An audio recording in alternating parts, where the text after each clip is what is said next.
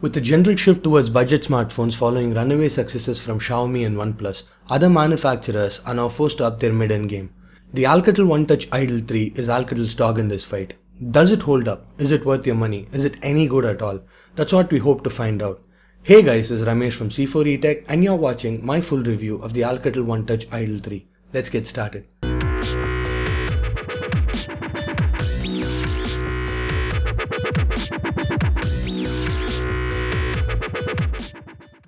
Let's start with a disclaimer.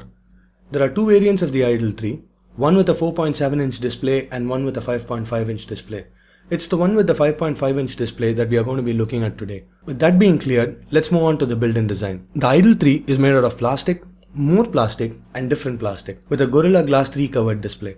Not that that's a bad thing by any means. The Idol feels deceptively thin and light. It weighs in at about 135 grams. The back is made out of plastic that is textured to look like brushed metal. Here we have a 13 megapixel rear camera, a single LED flash and the Alcatel Idol branding. The sides are again made out of plastic. To the right we have the volume rockers and to the left we have the terribly placed power button and a dual slot where you can pop in a micro SIM and a micro SD card. To the bottom we have a micro USB port and a microphone. And up top we have another microphone along with a 3.5mm headphone jack. To the front we have sensors, a 5 megapixel front facing camera and dual front facing stereo speakers from JBL. With respect to audio quality via the speakers, the Idol 3 punches well above its weight. The sound is crisp, clear and without distortion at even the highest levels. Kudos Alcatel, these are probably the best speakers in this price segment. Call quality and audio via the headphones were good as well. The screen is slightly raised, which in my honest opinion is begging to be scratched despite the Gorilla Glass protection. That being said, the screen is bright with decent contrast and saturation. The colors are vivid, the viewing angles are impressive. The screen gets bright enough to be usable outdoors and under direct sunlight. Under the hood, the Alcatel One Touch Idol 3 is powered by the Snapdragon 615 chipset. This is a 64-bit octa-core chip with 4 Cortex A53 cores clocked at 1.5 GHz and 4 Cortex A53 cores clocked at 1 GHz coupled with an Adreno 405 GPU. There's also 2 GB of DDR3 RAM and 16 GB of onboard storage. There's also a dual SIM variant that comes in with 32 GB of onboard storage. The performance is good. It held up reasonably well when benchmarked. It held up well in day-to-day usage with apps opening up quick with little to no lag. Games ran pretty smoothly. The phone did heat up a little after intense gaming and I guess that led to throttling because once it got hot it did drop a few frames, but mostly that was the exception rather than the norm. So all in all, a pretty snappy phone. The Idol 3 comes in with a 2910 mAh non-user replaceable battery. The battery lasted me all day with about 4 hours of screen on time. My typical day involves an hour of calls, 2 to 3 hours of music and some casual gaming. I ended each of the 7 days that I used this phone with about 30% charge left. The standby drain is also negligible. There's a drop of 3 to 5% overnight. To put that into numbers, on a looping video playback test, the Idol 3 lasted for 10 hours before running out of juice. Now with that, we get to the camera.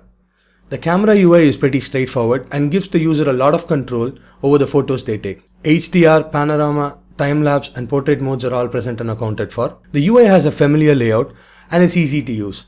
The star of the show, however, is the manual mode that's bundled with the camera software.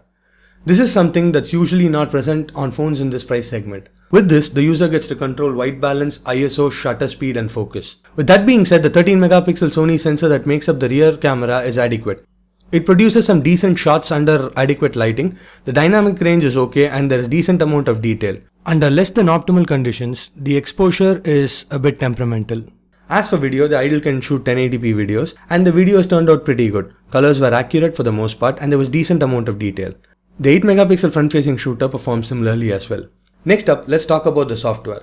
The Alcatel One Touch Idol 3 at the time of this review runs on Android 5.0.2 Lollipop with a very light skin that enhances the experience rather than bog it down. For all intents and purposes, this is very similar to stock Android. We have home screens and an app drawer. The notification bar has quick toggles. Like I said, pretty stock. Alcatel's thrown in a few tweaks though.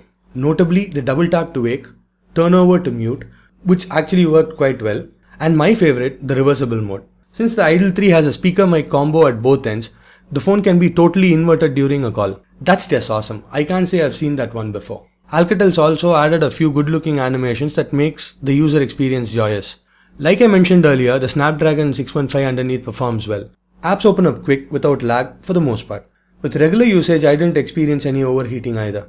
So the user experience on the Idol 3 was pretty good. Anyway, moving on, this variant of the Idol 3 is priced at $249 and has not yet been released in India.